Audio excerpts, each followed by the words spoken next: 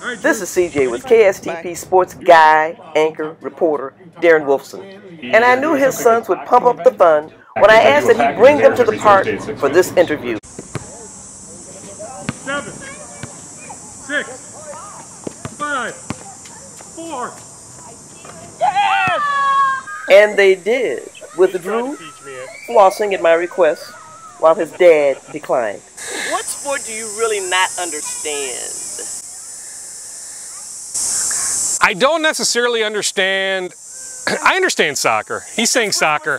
Personally, I'm not a fan of soccer, but I get the competitive nature of it. I get the conditioning part of it. There are good things about soccer. That is so good. My time with Laura's guys was not only funny, it was very instructive. I learned that this move under the swing is called an underdog. After Keaton caused my heart to jump out of my chest, I learned... Hold on.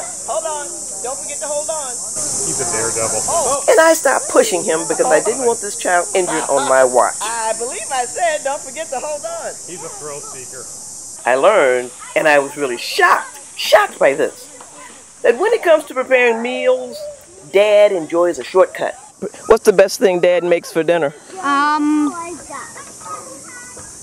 He probably just he never makes things with ingredients. He always has things that are already made. He never makes them by himself. He never makes things from ingredients. Yeah, I'm definitely not Wolfgang Puck in the kitchen, I can tell you that much. As close as you came to the Wolfgang was Wolf son. You have a very distinctive voice. Yeah. Why do sports, radio, and TV people get a pass on having the classic broadcasting voice? You think they get a pass? Yeah. I don't know. You know what? I mean, and I hope he's doing okay to this day. I haven't been in touch with him for a little bit, but Jeff Dubay, I mean, you think about PA and Dubay back in the day, and Jeff was doing a podcast for a bit. I mean, Jeff doesn't have a classic radio voice, yet he was beloved. He really was. So I don't know. I don't know if I agree with that necessarily, CJ. You know, I can't remember Dubay's voice. High-pitched at times. I'm just telling you, I mean, not a distinctive radio voice whatsoever. But yeah, I mean, you think about whether it's a Paul Allen. That's right. Guess your way. Antoine Winfield Jr., I know you're familiar with his father, Antoine Sr. I don't know if I necessarily agree that just because if you don't have that distinctive radio voice that you're looked down upon, for example. I'm just telling you, Dubay would be the ultimate example for me. Explain your nickname and from where did it come? All right, so while I was doing that mentorship at Channel 5, my mom said, hey, what are you doing your senior year of high school? You're doing school service with the nurse. You're doing study hall. You've got free time. I was working a part-time job at a dry cleaners to pay for gas. Wasn't good enough to play varsity football, varsity baseball. She said, why don't you reach out to the Fan? You listen to them all the time anyway. So I did, and I connected with a guy by the name of Eric Webster. He was doing a weekend show, a Saturday show. For some reason, he thought it'd be cool if him and I taped a weekly segment. We'd tape something that aired on a Saturday. That wasn't nice, big brother. What happened? He played a little dodgeball with his baby brother. Are you okay?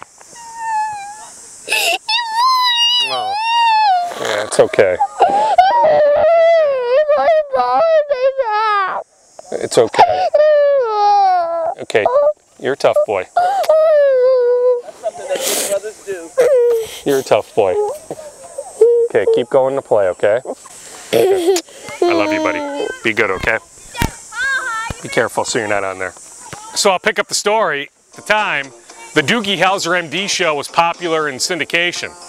And he was this child prodigy, you know, doctor.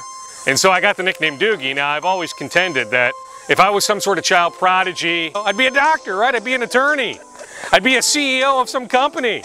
I wouldn't be in local TV or radio, so I'm far from any sort of prodigy. And I'm also, by the way, 38 years old now. So at some point, you can't be Doogie when you're approaching 40 years old. But the nickname is stuck. And so if people want to call me Doogie, hey, there's far worse. I mean, your colleague Sid Hartman, for the longest time, called me this certain word that begins with an A. So it's better than being called that, right? So I can live with Doogie. You got 2 little guys now. I can't believe it. 2 that I'm aware of. No, I've got only 2, only 2. Oh yeah, wife will love that. Is this gonna do you? I'm not surgically fixed per se, but yeah, there's a decent chance that we're done. Now, hey, if you could somehow guarantee me a baby girl, a daddy's little girl, that would tempt me. And I think I can get my wife on board. Heck, my wife and I are careful with her money. You know, she works full-time, I work full-time. We're not living check to check, but we're not also breaking the bank. So yeah, I mean, we took them to Disney World a year ago. Drew's been to Boston, he's been to Chicago. We've gone to Wisconsin Dells. I mean, we go on yearly trips. Maybe even a couple trips a year, CJ. If you think about bringing a third child into that mix, and just all the costs associated. I was telling you off camera, and I'll say it on camera, it's great that my 7-year-old made an under-9 traveling soccer team for the fall. But you think about uniform costs. You think about just the cost to participate on the team. You start adding up all those costs and everything, right?